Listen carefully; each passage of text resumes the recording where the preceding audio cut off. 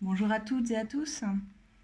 Aujourd'hui, je vais vous accompagner sur la signification, interprétation de la carte de la tempérance, euh, celle du tarot de Marseille, donc numéro 14, la tempérance, la même sur le tarot doré. Et le message est le même, comme on voit ici, ces deux femmes. Elle nous dit en fait que les courants de pensée doivent circuler en nous et à travers nous en se régénérant. Et c'est ce qui nous régénère. Le temps lui aussi s'écoule et avec le temps le caractère s'adoucit, on se tempère, on connaît enfin la juste mesure des choses. C'est la carte de mettre de l'eau dans son vin également, vous voyez, quand il y a un peu trop de feu on met de l'eau parce qu'on cherche un équilibre, une fluidité d'échange également, mais aussi intellect. Donc dans votre jeu, la tempérance, ça révèle toujours une situation qui se présente sous un nouveau jour en général, un échange constructif et positif, c'est une carte très positive, une circonstance nouvelle, heureuse, une opportunité, la possibilité également d'exploiter tous les atouts, tous les moyens dont vous disposez. Ça vous donne la mesure, le rythme, le tempo, de la douceur. Elle apporte beaucoup de douceur, cette carte-là.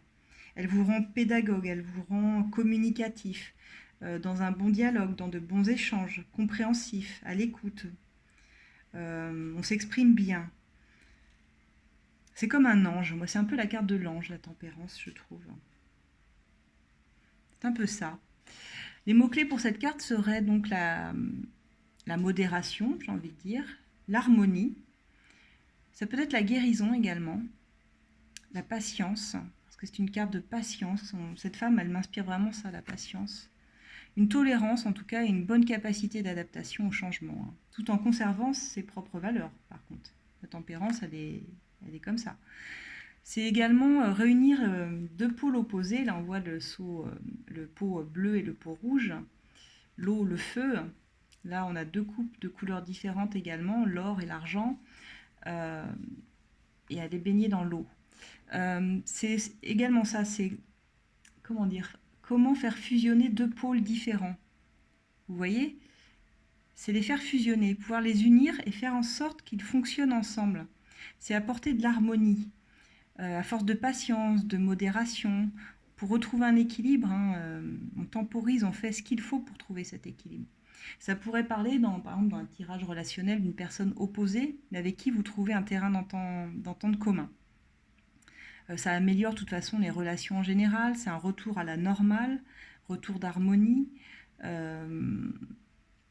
un apaisement. Ça peut parler de réconciliation également dans un tirage sentimental, je viens de penser à ça. Ça peut parler de nos émotions également, de fluidifier notre mental et notre cœur. Vous voyez cette dualité. Donc c'est une certaine douceur par rapport aux autres, mais par rapport à nous également. Il y a un apaisement. On trouve des solutions, de l'acceptation également. Il y a une notion d'équilibre émotionnel là-dedans. Par contre, si vous l'aviez à l'envers, alors moi je la trouve hyper positive, hein, c'est clair, j'adore cette carte. Si vous l'aviez à l'envers ou en blocage dans un tirage, par contre, on vous dirait que vous n'avez pas atteint la guérison, justement. Que vous n'avez pas trouvé d'équilibre ou d'acceptation sur ce qui se passe, que vous aimeriez que cette douleur passe et il y a une frustration. Peut-être une idée d'en faire trop dans l'excès et de ne pas être justement dans cet équilibre. Ça parlerait également, et là, dans du relationnel, de problèmes de communication. Un blocage ou à l'envers, c'est un problème de communication, clair et net. Clair et net. C'est une carte assez passive quand même. Donc une carte qui demande de la patience. Donc en blocage, ça nous dirait que vous n'êtes pas assez patient, que vous allez trop vite et que vous n'apprenez pas la patience. Ça pourrait vouloir dire ça également. De ne pas être dans l'excès dans les comportements.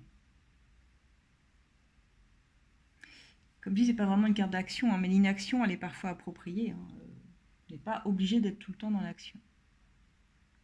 Juste de temporiser. Juste d'accepter. Voilà.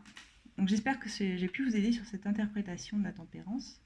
On va passer aux cartes suivantes. Je vous remercie de me suivre.